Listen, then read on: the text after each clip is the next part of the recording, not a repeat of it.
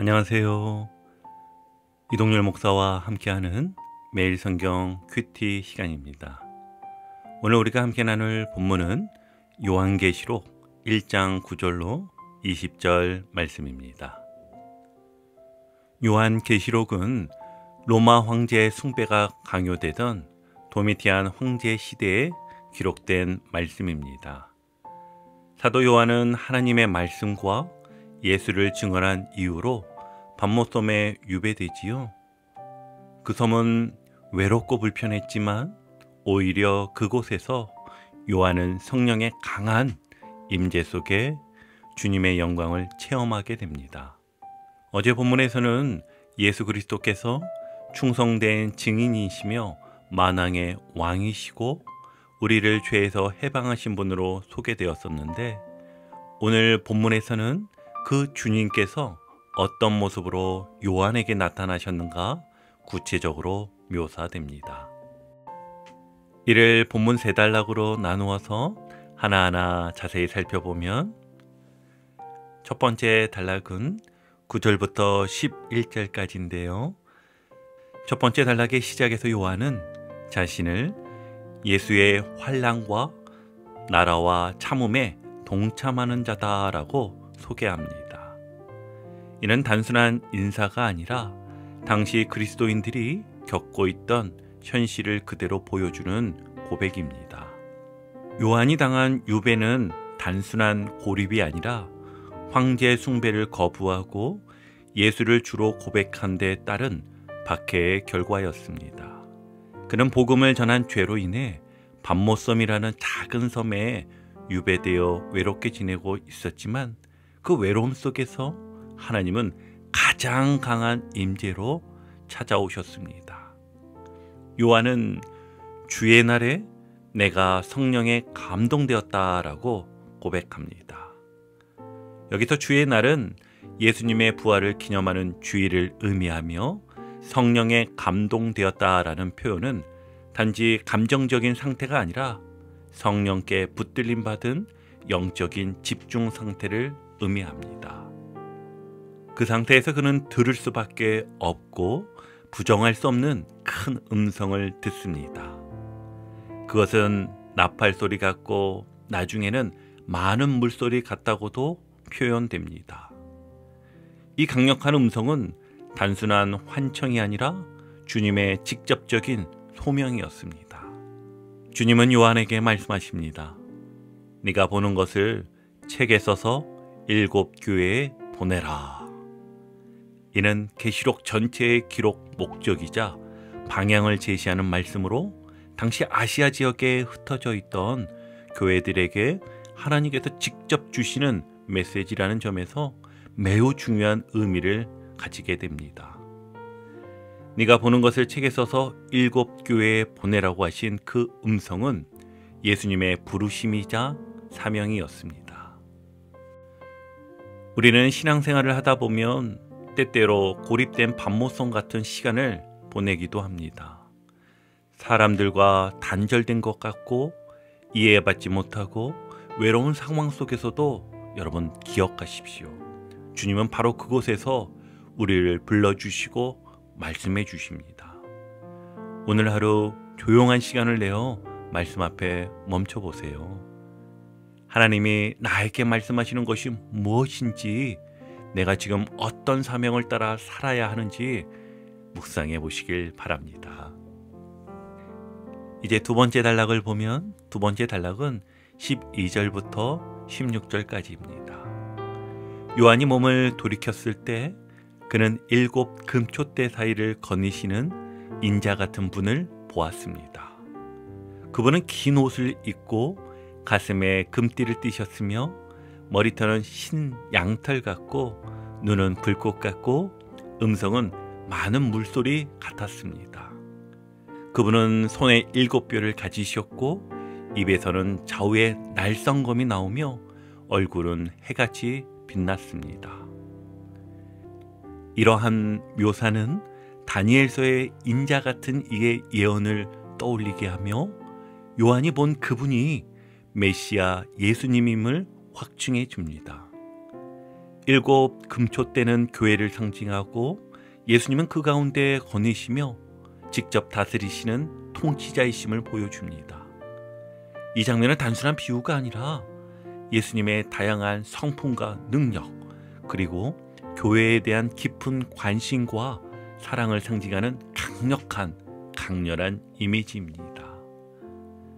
예수님의 흰 머리카락은 완전한 지혜와 영원성을, 불꽃 같은 눈은 그분의 통찰력과 심판의 눈빛을 보여줍니다. 맑은 물소리 같은 음성은 도저히 무시할 수 없는 위엄과 권세를 상징하며 이런 에스겔서의 하나님의 음성과도 유사합니다. 그분의 오른손에 7별이 있다는 것은 교회의 사자들, 곧 지도자들을 붙드시고 돌본다는 뜻이고, 입에서 나오는 날성검은 말씀의 권위를, 해처럼 빛나는 얼굴은 하나님의 영광과 임재를 나타냅니다. 예수님은 단지 위로하시는 분이 아니라 교회를 경영하시고 역사를 주관하시는 주관자이십니다.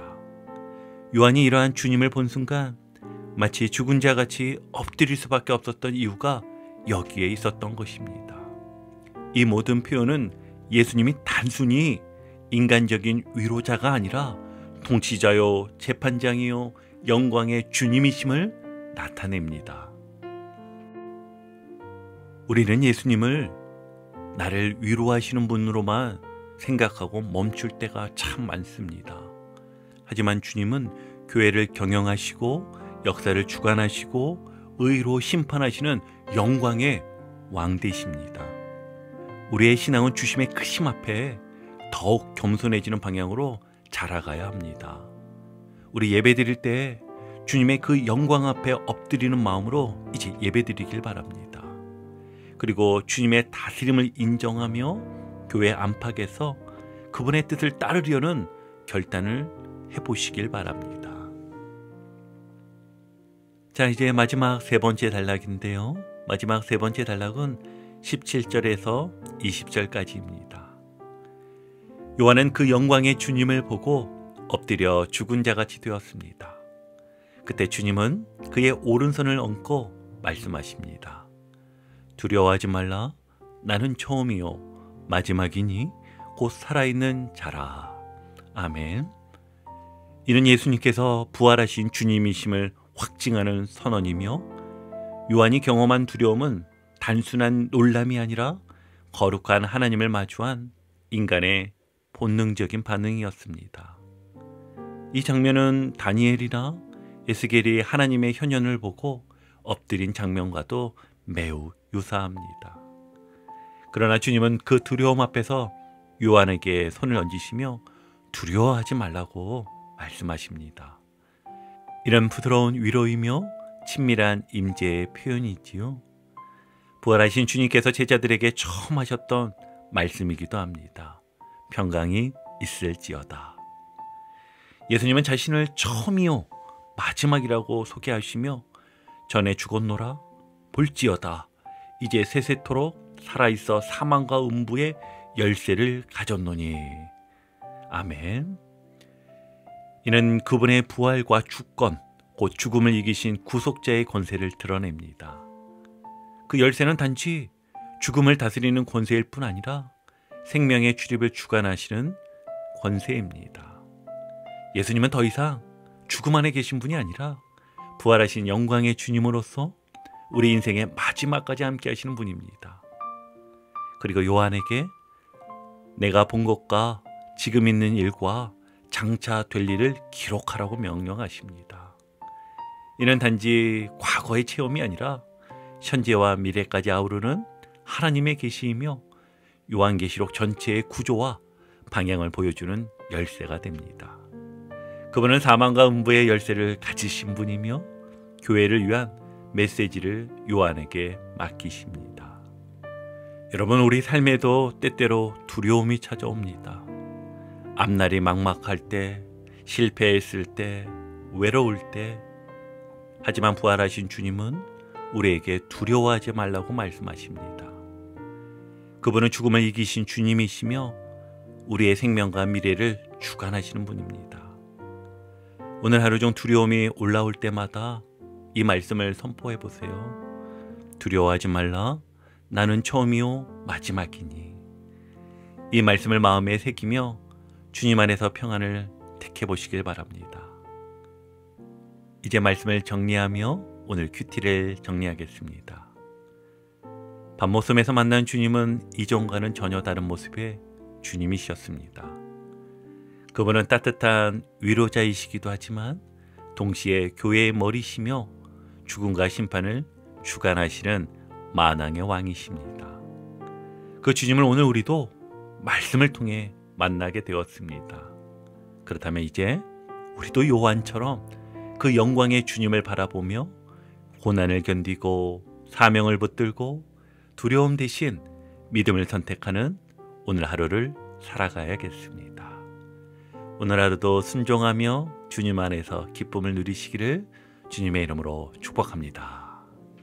오늘도 복음의 기쁨과 확신으로 승리하는 하루 되시길 축복합니다. 함께 해주셔서 감사합니다. 내일 큐티 시간에 다시 뵙겠습니다.